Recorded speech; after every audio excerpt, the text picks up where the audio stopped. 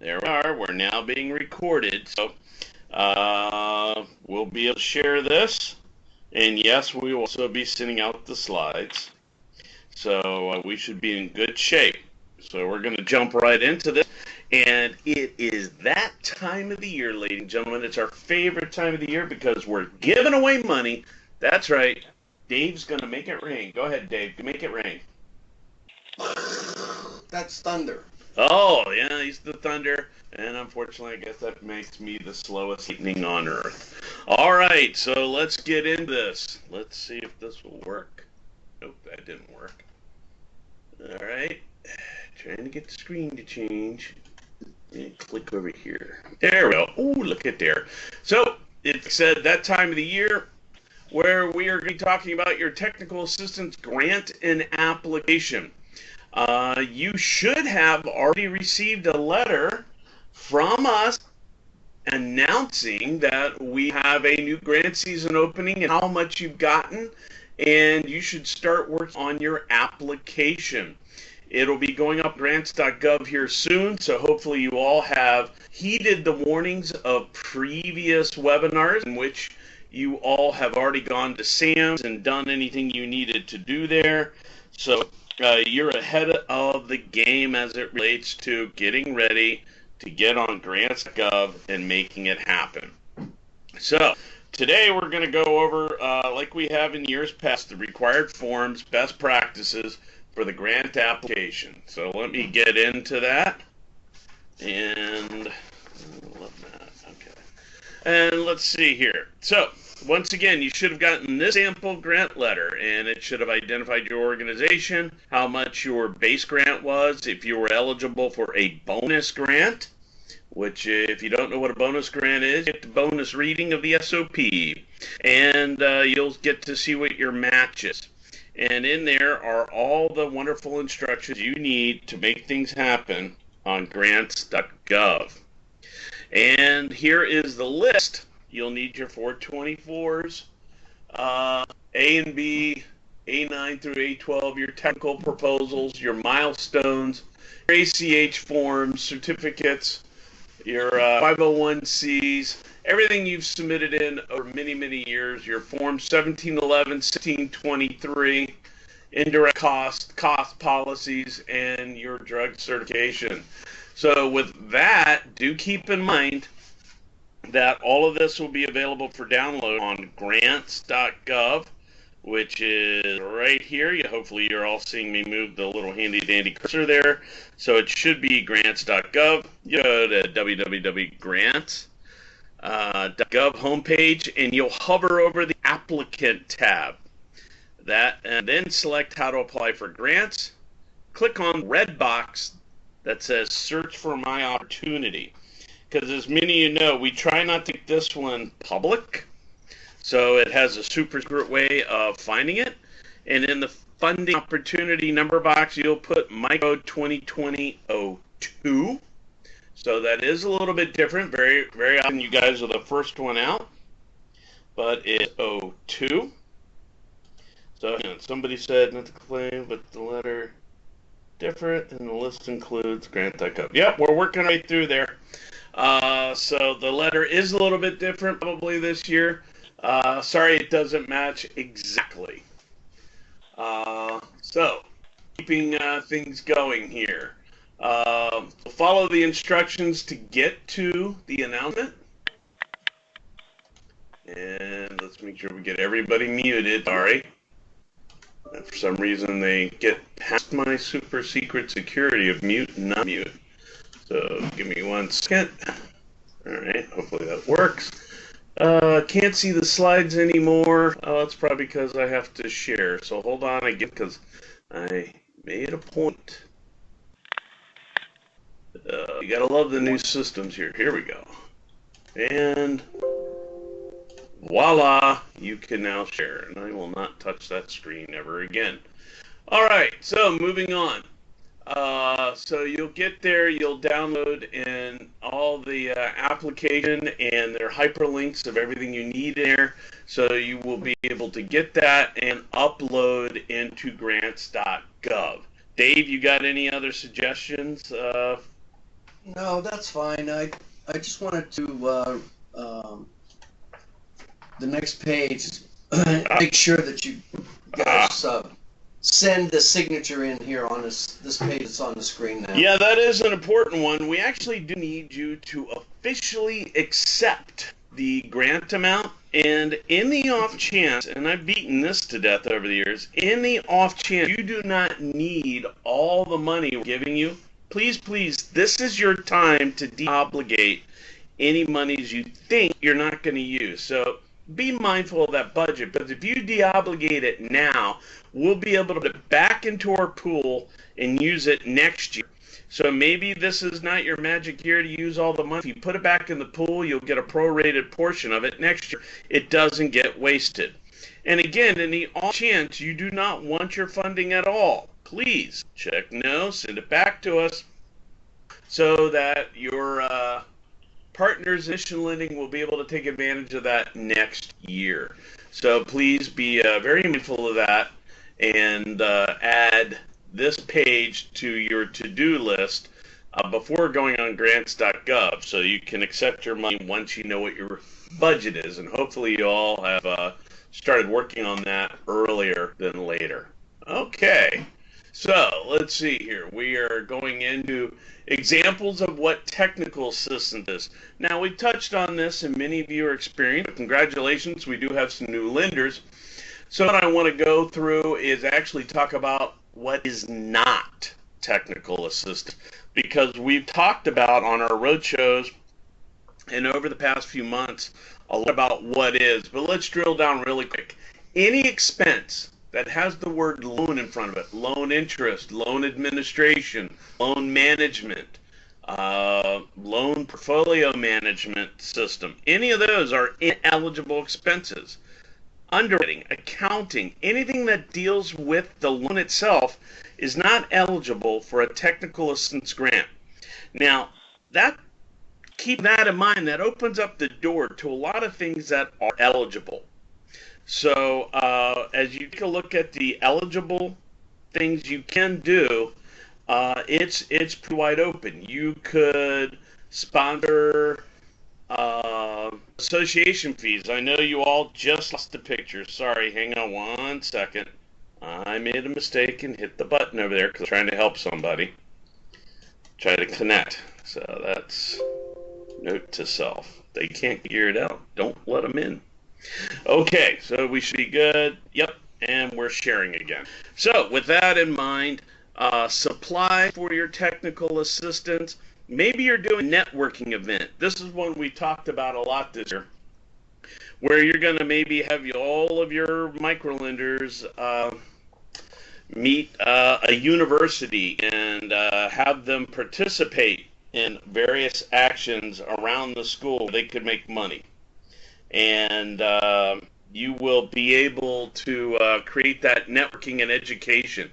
Some people don't necessarily know how to properly network, and you'll be teaching that at that event. That is something that can be paid for with technical assistance. And yes, as always, we will be sharing the slides, so keep that in mind. What is the limit on TA reimbursement expenses for supplies before it comes to equipment?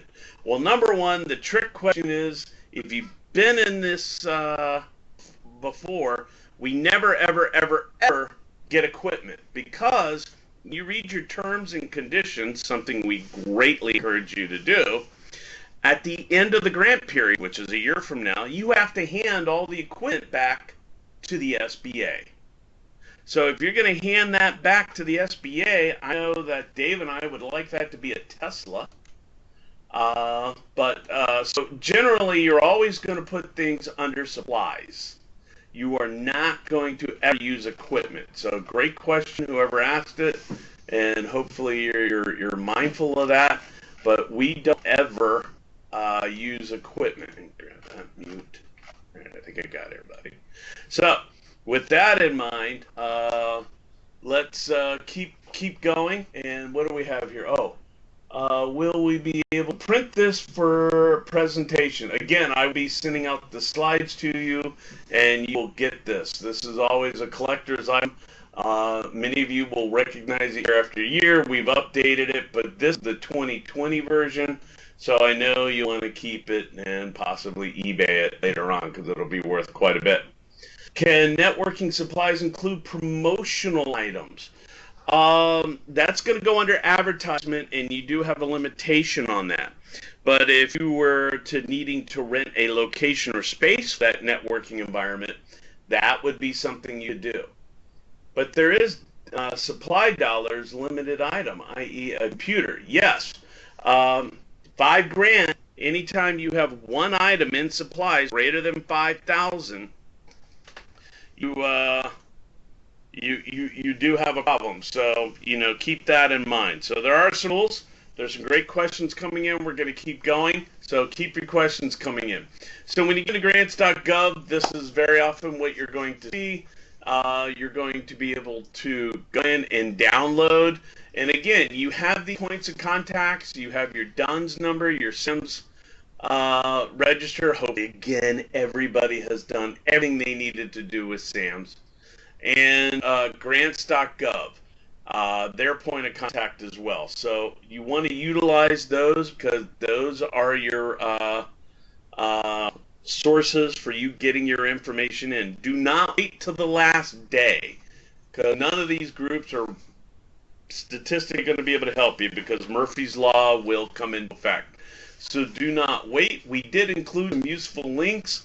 If you have done issues, board management issues, or you need to contact any of the support lines, we have gotten what we feel or what we're aware of to be the most current information. Now again, we have required forms that you need, so you can see them here, and they are all over the 424s and all the hyperlinks. We have a question coming in. Can prorated moving costs be used? We might move. Well, how is that technical assistance? Unless you're teaching people for a moving company. Again, that might be something you put under indirect cost. But generically, this money must be used towards technical assistance. So do keep that in mind. Again, your other attachments are all right here. We've included your links. Your milestones, make sure you fill those out. Make sure you get all your resumes in 1081s. Yes, you've done it before, and yes, you'll do it again. We always need current 1081s. Every grant is its own little environment and needs to have its own due diligence. So get those 1081s ready. They need to be dated within 6 months of the grant period ending. So, if you're going to try to reuse them, you're going to be 3 months? I think it's 3. You're going to go 3? My mistake. 3 months. So, if you're trying to reuse a 1081, make sure that date is good. So, we got to be within 3 months. So, keep that in mind. If you haven't already sent your audit in to the analyst, make sure that you send your audit in to the analyst. You can always go to whitehouse.gov for a 1081 form. Somebody said the current one has expired. Is there a new one? No, you use that one. Use that one. No new one's come out yet. They haven't updated that date yet. All right, so the date, so use the 1081 that's with our link there. So again, make sure you download all of these things. If you do have a direct cost rate, give us your most current letter. Let's see, ACH form, very important. Please do not use your microloan general account for that. Make sure you have your own set aside for that grant monies, that it doesn't commingle with the MRF or LERF accounts. So do be very mindful of that. We do try to double check that on our end here, but if you end up sending that money into your MRF, you do have to get permission to remove it. Creates quite a kerfuffle. There used an old word, Dave. Kerfuffle. There you go. All right, so there you go. We worked that one in. That's one of the bonus words. We always try and get that word in. Always. Every presentation. Every presentation we have a new word that we always have to bring in. So now at this point, Dave is chomping at the bit because, again, for you veterans, this is a new and dynamic graphic. All right, Dave, hop in. What do we got going on here? Well, guys, remember, every year we go through this, and this slide tells you what you must answer yes to these questions. Some of the applications, for some reason, do not match the 424A to the notification letter, and on and on and on. The budget, the 424A, the 424, all have to have the same dollar amounts. So please, please make sure everything checks out, because this adds time to the analyst getting this information back from you. So be diligent, count to 10 before you hit the submit button, and make sure all of your totals and all of your numbers balance and tie to each other. I mean, a lot of you will notice we're doing this earlier this year because it's conference season, so we need to turn all these around ASAP. So we're really expecting you to be very due diligent here in getting things turned around. So make sure all your forms are filled correctly and tick and tie. Speaking of forms, let's jump right in with the 424. Dave, take it away. Well, here's the 424. It's almost entirely filled out for you already in this example. There are some fields you do not have to type in. You can see that. Those are the leave blank fields. But basically, it's a very simplified form. Generic. You've seen it many times before. Just make sure you put in the right numbers, and that you have to check application and new at the top there in boxes 1 and 2. It's not a continuation, it's not a revision, it's an application, and it's a new grant. And very important, we have already double checked. Nobody's last name is authorized rep. So please put in the name of your authorized rep as it is in Sam's. That's very important. So take that time to put in here. So some of you thought that was funny last year. Not so much. And make sure you enter the legal name, not the doing as business name or the AKA name, so forth. There you go. The legal name must be input. All right. And let's go to page 2 of the 424. What do you got, Dave? There's this is a very transparent, like I said before, transparent form. Fill in what we've indicated there. This is in section 11 there. This is 59.046. This is your CFDA account number. That's always the same. Just fill in what we've indicated here, and you'll be fine. Sure, you sign everything. On the next page, you will see. Going to it. Hang on. Dave, what is the opportunity number? Somebody's asking. What section is that? The microloan opportunity number. That remember? was on the letter that we sent out. It's on our letter. Is microloan 2020-02. 02. And you cannot go to grants.gov now and see the application. It hasn't been put up yet on grants.gov. So there is no grants.gov application out there for us at this point. Yeah, don't sneak out there. People want to know what the deadline is. I believe we're targeting it to go up on March 3rd. And somewhere in March, count my toes here, somewhere around April 2nd, midnight, which none of you are going to submit on April 2nd. You're going to get it all done even before April 1st, because the irony is too deep at that point. So get it done early. But that is our target date. So let's see, going to here's your next page. Back on that opportunity number, that changes every year. Basically, it's a year. So last year it was 2019-01 because we were first in line. This year we've already offered some additional 2020 grantees an award. So that's why this year it's micro 2020-02. All right, 02. Now I got you your form over here. I know this is one that you want to drill down on, Dave. The next page is just make sure that your dates are correct. Obviously, it's the start date's July 1. The end date is next year, June 30.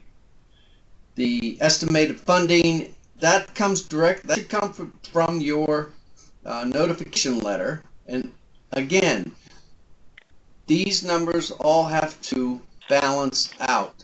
So if you have a federal grant, $150,000, and your match, which is 25%, can't be more than 25%, is $37,500, that should tie out to what you have on your notification letter.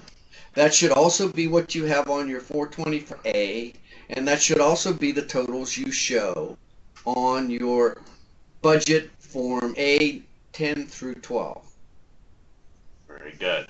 All right, somebody had a question. They did not receive their grant notification letter. You need to contact your financial analyst and have them resend it. I am sure that they went through because we send them with return receipt. But if on the off chance the server monster ate your letter, we apologize. And contact your analyst. They'll be happy to send you another one because you really can't begin this dance without getting a ticket. So get that letter, get it done, call them right after this presentation. All right, are we beating this one to death? I think so. I get to move forward? All right, here we go.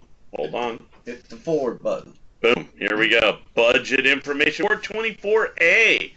Oh, this one's not a sleeper. Pay close attention. Take it away, Dave. No, this 424A, like we've been saying, has to agree with your grant notification letter. And you type what we've typed in here for you in terms of the grant program, the catalog of federal domestic assistance number is going to be 59.046, like we've said before. You will go over to the column E and F. That's the two columns you have to fill out, or cells. You don't have to fill the whole column out. It's just a cell, E and F, like shown on the slide. And again, it all ties out. Will it automatically add for us? I hope so. You hope so. Double check. Make sure it does come out to be the sum of those two numbers. Yeah, it's always added correctly before. So okay, there you go. So E and F, federal, non-federal. Gotta have it. It's this form. All right, jumping down.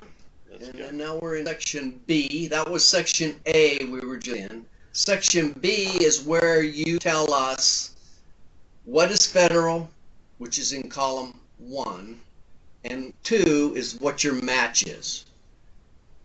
We always, every year, they never fill out column 2, they always just fill out column 1.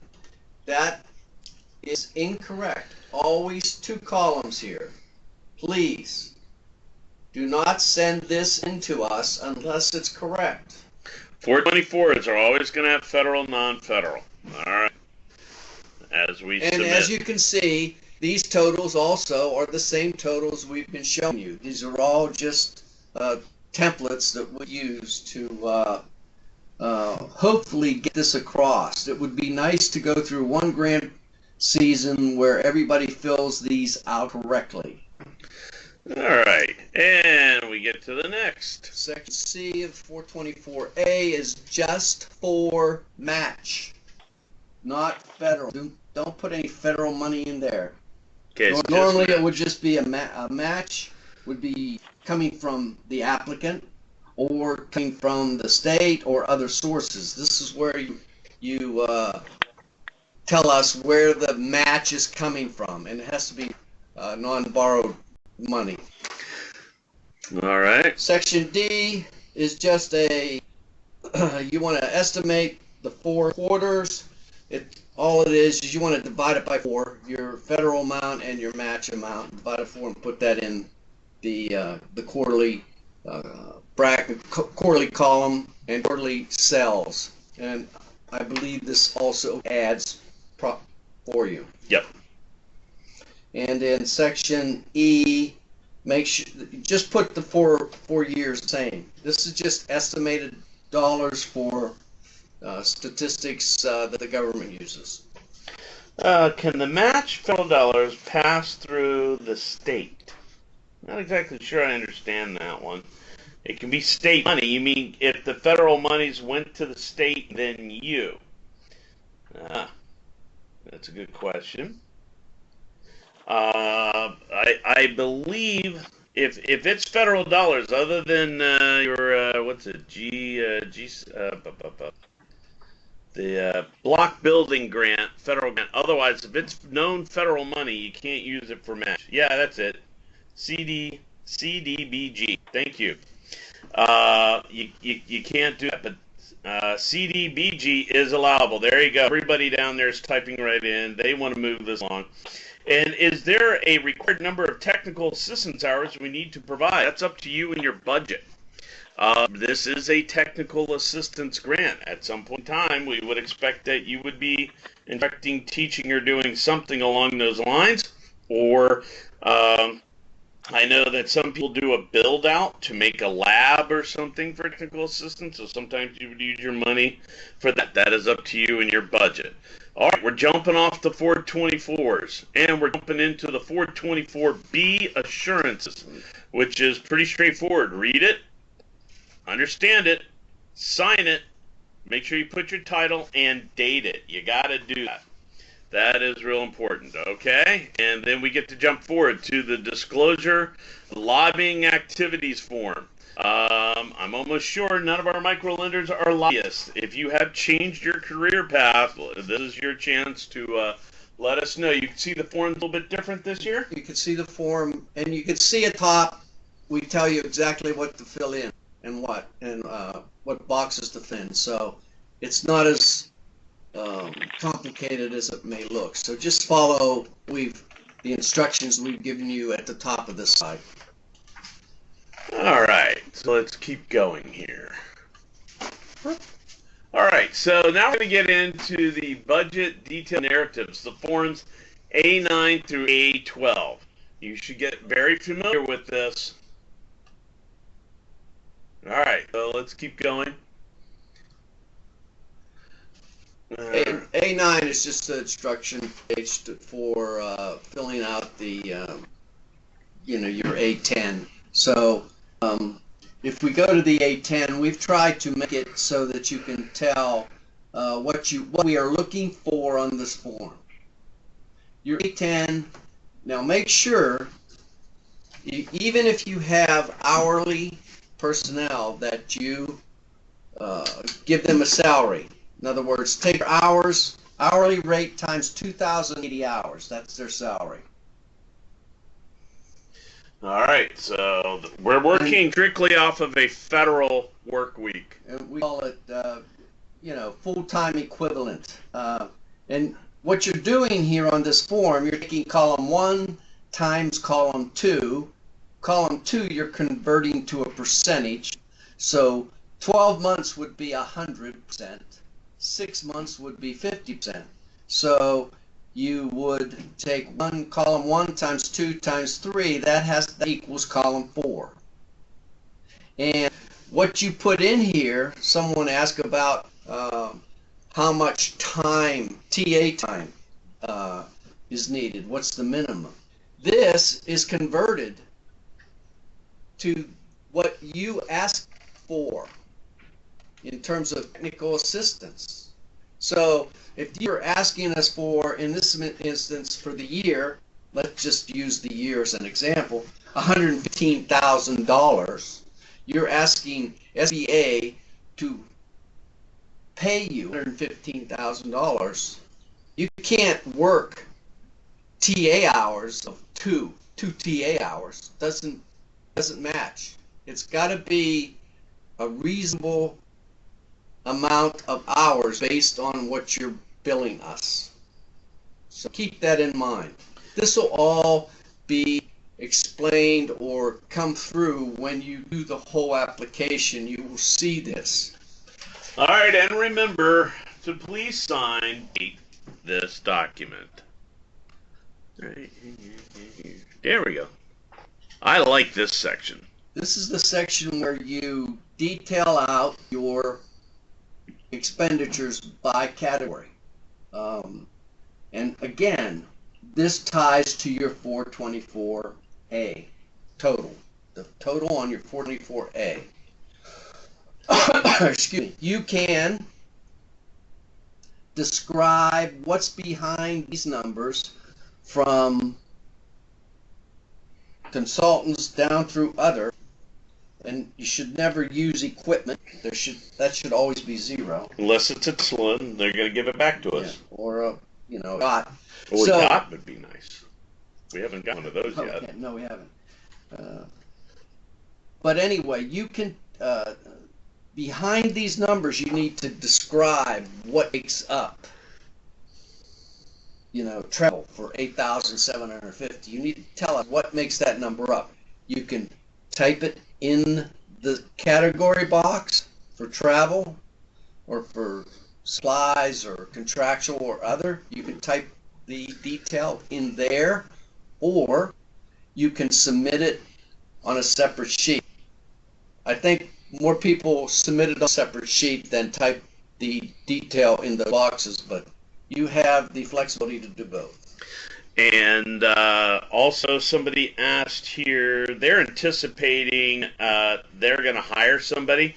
Remember, this is your estimated budget. You can always put in a modification. If you're hiring somebody and you're talking about the previous form, you can put to be determined there, and we'll catch you up later after the grant period. But whoever you hire, you want to check that 1081, very important, because you can't start billing for them until we process and approve the 1081. So do keep that in mind. Let's see here. We already talked about don't use equipment, much to the chagrin of me. And you can type in your narrative. This is the year where you're going to have traveling to Houston for the microloan, so you pretty much just want to type in the receipts you're submitting in there. They'll be capped to the federal travel limit. We've covered that before. Yep. Well, the Houston conference will be on the previous grant. Oh, previous grant. That's right, because we're going to, This starts June. This starts in June. You're right. You got me. Okay, 812. Here we go. This is your index section. Yeah, this is just for the indirect cost, self-explanatory. And you'll see part of package if you are offered an indirect cost rate agreement. This is where you fill the percentage out and whatnot. Nope, I need current 1081. Somebody wanted to know, can we use the prior 1081 because a lot of them are away? No, I need the 1081s. And they need to be correct. You would have to maybe submit as to be determined, submit them later as a new hire during the middle of the year. If they're on military leave and they're all gone for the year, they wouldn't be issuing they wouldn't be giving any TA anyway. So I don't see how they could be put on the A10. There you go. And once again, here you go. Let's beat the A10 to death. All right? Can we? So yeah, we try. So this slide gives you a little bit more detail of the A10 and shows you what we're looking for. If you go through and read it, you will see everything you need to know about the A10 is here. And keep in mind and always remember, if you have a new hire, you have to wait. There's a 30-day vetting period. So you can't go immediately once you get a new hire. You have to plan ahead. You have to give us the information we need. And the information we need is when you have a new hire. What? It is resume, job description, 1081, and a revised A10 showing that person on the form. And the correct number of months. All right, so you've beaten that to death. This is a great guide to hold, and remember you're going to sign and date and add your title. Also, you can see there's a link for the Form 1081, and that's the most current form there is out there. And I know it's dated. It's dated. It expired the end of December, but anyway, that's the form you want to use. And make sure any yes questions you supply with that 1081 the correct information we need. And some of those are yes questions. You will need to submit a fingerprint card. So keep all of that in mind. All right, and we will be mailing this to everybody that was registered that we sent an email invite to. So if you need this, you're going to need to email me directly at james.webb@sba.gov. Because we're getting a lot of questions in the conversation pane. Some of them you may see and others you can't. So I saw one fly across there. So it'll be hard for me to get that back. Matching funds certification letter, here we go, does not need to be War and Peace. This is an example. It really is just this simple. And please put it on your letterhead. Yep, that was Not great. a blank piece of paper, just on your letterhead. And we've given you the template to use. All right, here we go. Next slide is your technical proposal. It shows you what we are looking for in the technical proposal. Resumes, job descriptions, 1081s, and the A10. That's part of this technical proposal. So just make sure you read these bullet points, and if you have any questions on those, give us a call, your analyst a call. He'll be able to answer anything that you ask him concerning the application. And your org charts, everything here is your pretty standard submission grant request for your technical proposals. And one thing you need to remember is that if you qualify as being able to use the 10% de minimis indirect cost rate category, your single audit, you have two expenses for audit. You have your financial statement audit and your single audit. If you're required to have a single audit, you can't, none of your audit expenses can be direct costs. If you're asking for reimbursement for your audit costs, you have to have an indirect cost rate agreement. Okay? So don't put a $40,000 expense in other for audited financials. It's not a qualified expense. You have to put that, if you have an indirect cost rate agreement, which is one reason why you would want one, below the direct cost line. Or you can put the 10%, some of that cost is a 10% de minimis. We don't want a detailed explanation of everything that you put in indirect. So keep that in mind. All right, couple questions come in. They say, so SBA 1081 and fingerprint card. I only need a fingerprint card for every employee if they answer one of the oh my god questions. If they answer everything no, then we're pretty much in good shape. We live with the 1081. We try to make that easy for you.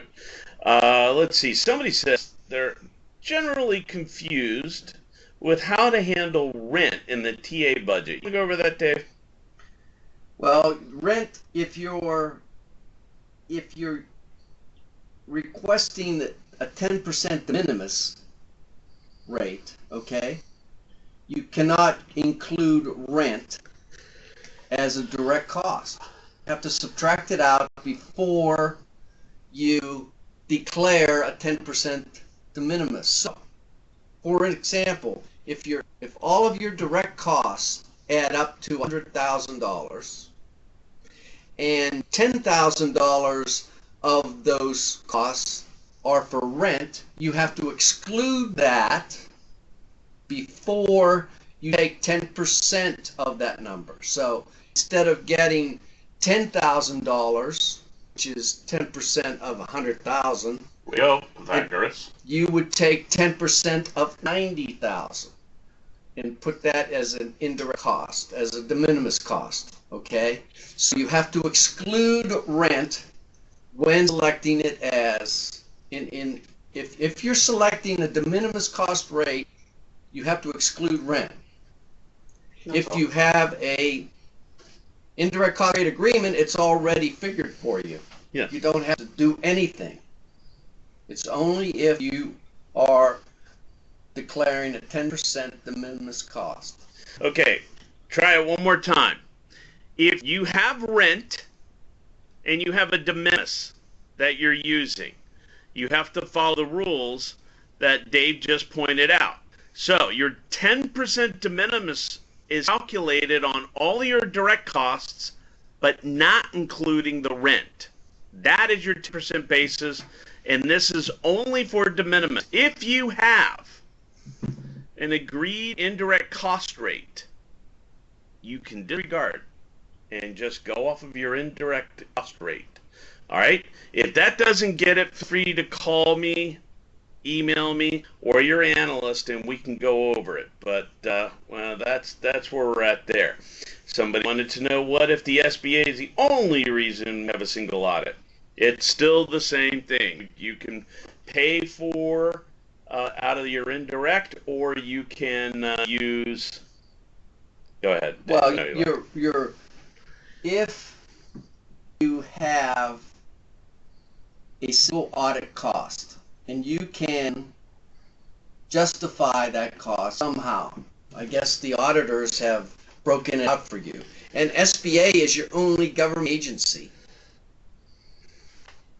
You don't have HUD, you don't have HHS, so forth. Then all of that cost would be, you would be able to recoup. So it would be figured as a direct cost.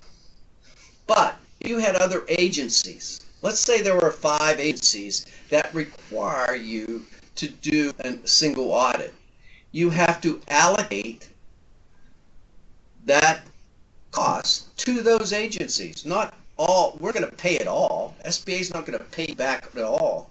You have to allocate it. So that's what we're talking about. You're allowed to allocate your indirect cost rate as a direct cost. All right.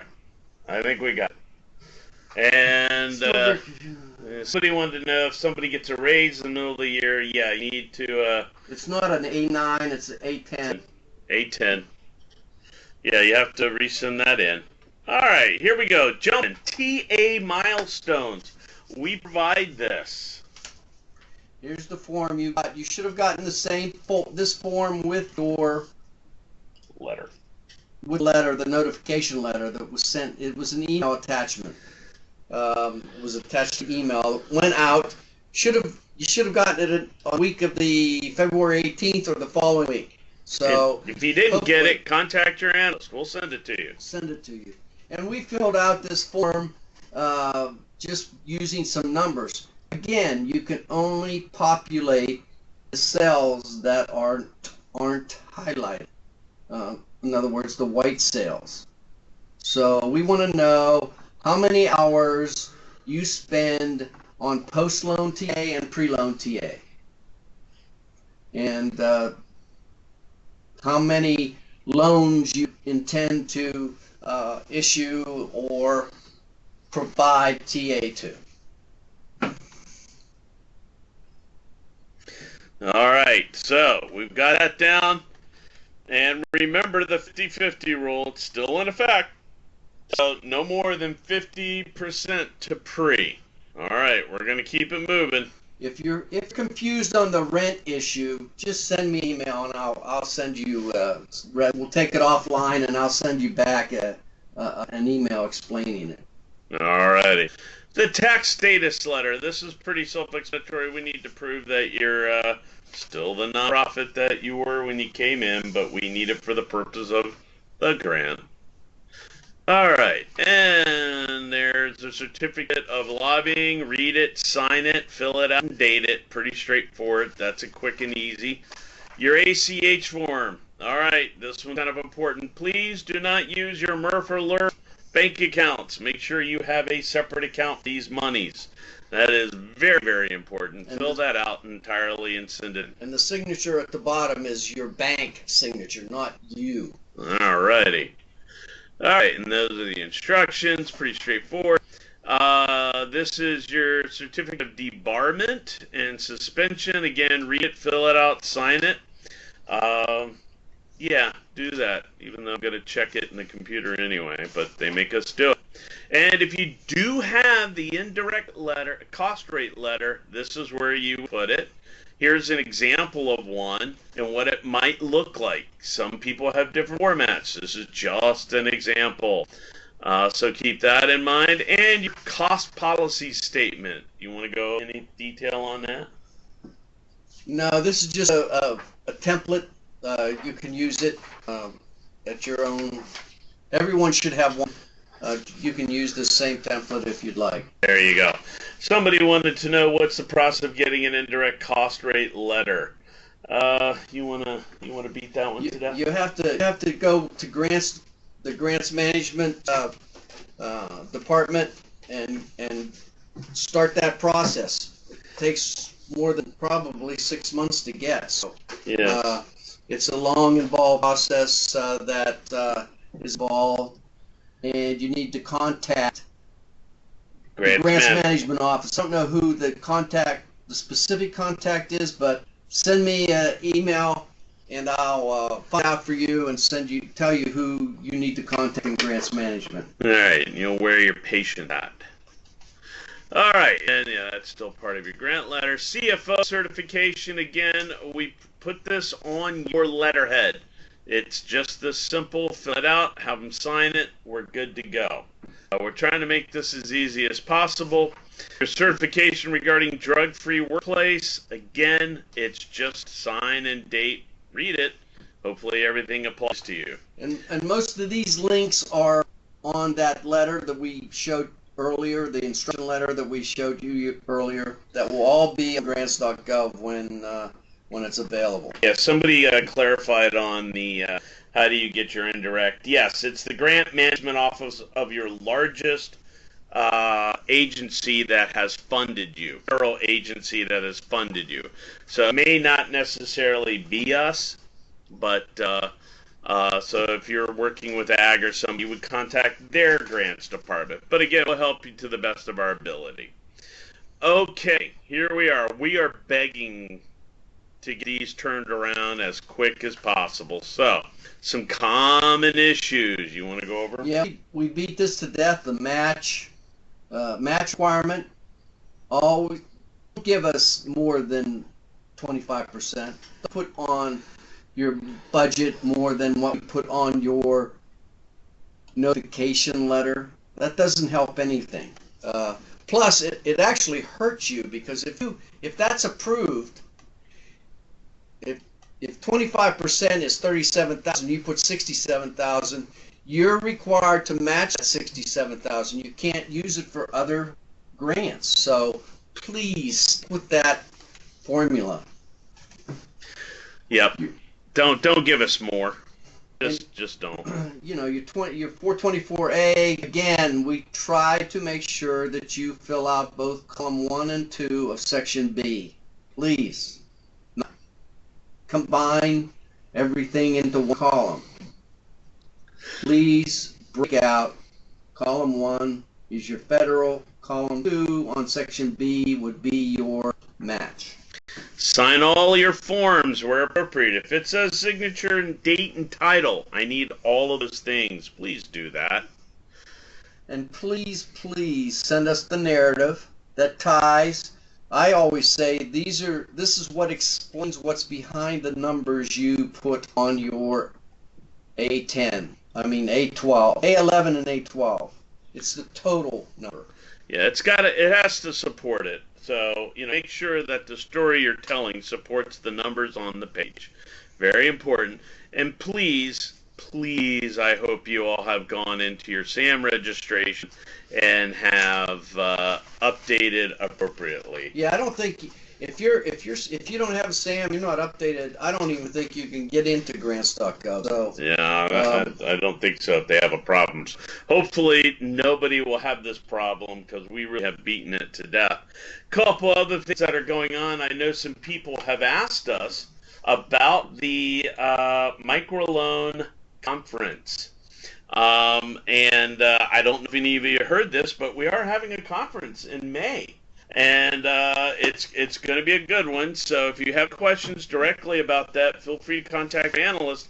But some people wanted to know what we're going to be talking about. One of the things we're going to be talking about is grants, best practices for when you apply, best practices during reimbursement. There's going to be some changes to the SOP. We're going to be talking about those. And at that time, maybe there might even be additional change because there's some rules and things up on the hill that are being considered. So we're going to talk about all of those things. We're going to talk about best practices for portfolio management. We are going to be talking about some of the changes that have been going on in IFRS. I know some of you have been feeling those changes. We're trying to take very small bites and do it incrementally. So we'll be talking about those best practices. We're going to have some roundtable discussions on a variety of subjects, game-changing and some preparatory subjects. Maybe with the way the economy's going, if things change, how to be prepared for that, and some of the capacity building moments where some of our larger intermediaries really poured on the rocket fuel, as we say, and got to another level. So we'll be having a lot of discussions about that. We also have our favorite Rotten Tomato section, where Dan and I take all and any questions, complaints, and compliments. It is an open forum, and it has always been lively and very productive over the years. We're also looking to have a few executive level training classes. So we will be getting a draft agenda out here through AEO very soon. They're looking to add some of their own dynamic material for mission lenders across the board. So very, very excited. So we will get you a draft agenda. The hotel information is available at AEO. There is an SBA landing page, and for anybody that didn't get it, I was hoping that wasn't going to have a code, but apparently they had to do it. The code is, we really knocked ourselves out this time. It's a capital S, a capital B, and a capital A. SBA, all caps, is the code. And what's so exciting, you still get the early bird bonus signing up if you want to go to AEO. There is no charge if you're just going to the SBA portion. And as we've mentioned before, each organization is required to send at least one person to this training, and that will be reimbursed by AEO up to a limit of $1,500. So make sure you keep your receipts accordingly, and you are limited to federal limits. What do I mean by that? If you're flying there, you're flying coach. Well, you can do two people. I was getting there. You jump ahead. You're spoiling all the fun, Dave. Come on. Sorry. AEO is only going to pay for one. You can use your current microloan technical assistance grant to send another under the same rules. So, we'll have some per diems, what they are on the daily, etc. AEO will be helping you with. So if you have any questions, they'll be happy to help you, and they will be posting a draft agenda here very soon. I'm hoping next week. Let's see. Wait, did you just say AEO will reimburse attending the conference? Does that include if you're not an AEO member? Stop the presses. That's right. Not to the AEO conference, but to the SBA portion. And then if you want to go to AEO, you're going to get the early bird because you're an SBA partner. That's what Dave did. That's how he rolls. He says if you're in the club, you're in the club. If you're in the SBA microloan club, you get the AEO early bird special as long as you use the super secret password, which you guys can type in. I've already beaten that to death. Let's see, what do we have here? Somebody said that makes sense. Oh my God! And you're listening to us? That's scary. So we have to register for both conferences. You have to register for at least the SBA portion. If you want to go to the AEO conference, you have to register for that, and you do it through the SBA landing page. You get the early bird special, but you have to use the special code. Somebody can type it in for me. Have some fun. So it is not mandatory to go to AEO. There are other educational opportunities that will be going on there that are more broad mission lender educational opportunities beyond just SBA.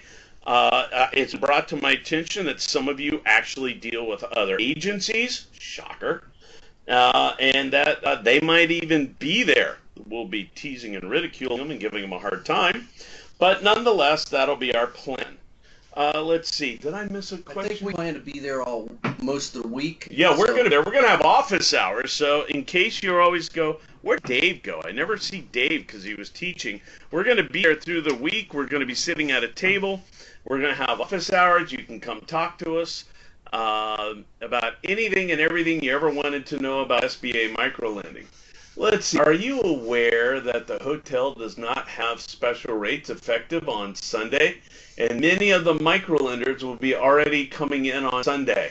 I am not aware what the hotel is doing. I'm telling you we're going to pay to the per diem level of Fed. And if you got to jump hotels, I understand.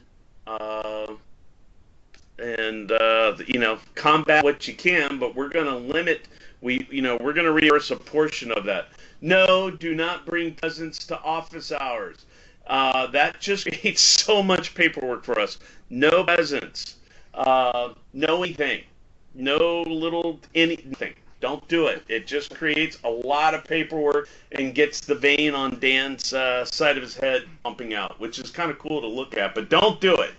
Let's see. Yes, I had the same issue with the hotel. They had a special rate. Yeah, sorry about that. They advised me the hotel was booked for Sunday, not just for the rate. If it's booked, you're going to have to go find a different location. I believe some of us are in the same boat, and we're going to have to move hotels because we're coming in on Sunday, moving over on Monday. Let's see. Where do we find the special code? Oh, my gosh. It's the landing page, AEO landing page, and the special code is SBA in all caps. Again, if you did not get or can't find it, contact your analyst. They'll send you the hyperlink because I don't have it right now, and I'm afraid if I touch anything on the screen, I will stop broadcasting again. Sorry, what was the Register SBA Conference AEO site again?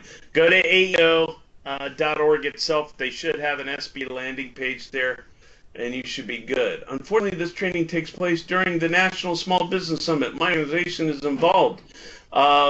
You got to send somebody. So, every one of you should have some extra personnel. Somebody's got to attend, so make it happen. Yep, no bribes are allowed. Sorry. Can't do it. Let's see. I see 2 conferences. Which one are we required to attend? Anybody want to answer which one we're required to attend? Type it in down below. The SBA. Coincidentally, that's also the passcode. Right there, 3 times the passcode, and you only have to do it once. You have to come to the SBA conference. You do not have to stay for the AEO. But I'm hoping you'll have a mechanical bull, and you can watch Dave on the mechanical bull at AEO and see how good his insurance is. That'll be pretty wonderful. Somebody wants a cute doll, I think you'll just get to film Dave on the mechanical bull. All right, so besides the fact that you have to attend the SBA conference and that there's some reimbursement action going on through AEO, and you can also do another reimbursement through your microloan grant. Do we have any other questions?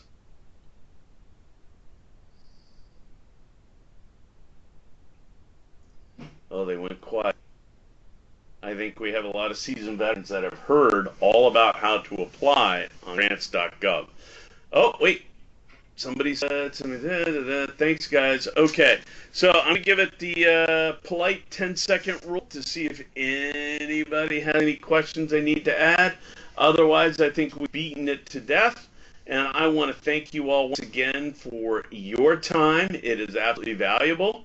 Oh, look at that. We got people that learn to use all the little emoticons. That's really cool. Will we get a notice when the announcement's posted? Well, if you have your little super sensor on grants.gov, yes, you will. You will get a notice. But I think for the most part in your letter, did we put on the letter? It was going to be there on the 3rd, right? 2nd? So start looking on the 2nd or 3rd. The 2nd on grants.gov, it should be posted. Yeah, you have March 2nd through April 2nd. Okay, so there you go. So it's on your offer letter. Your instructions are there. You should be in good shape. So with that, any other questions? Because that was a great one. Came in. Oh, let's see. Thanks. Okay. Very good. We are there. Thank you. And let's see. Right. Everybody seems to be happy. All right. Well, you guys can start jumping off. We are holding out for any more questions.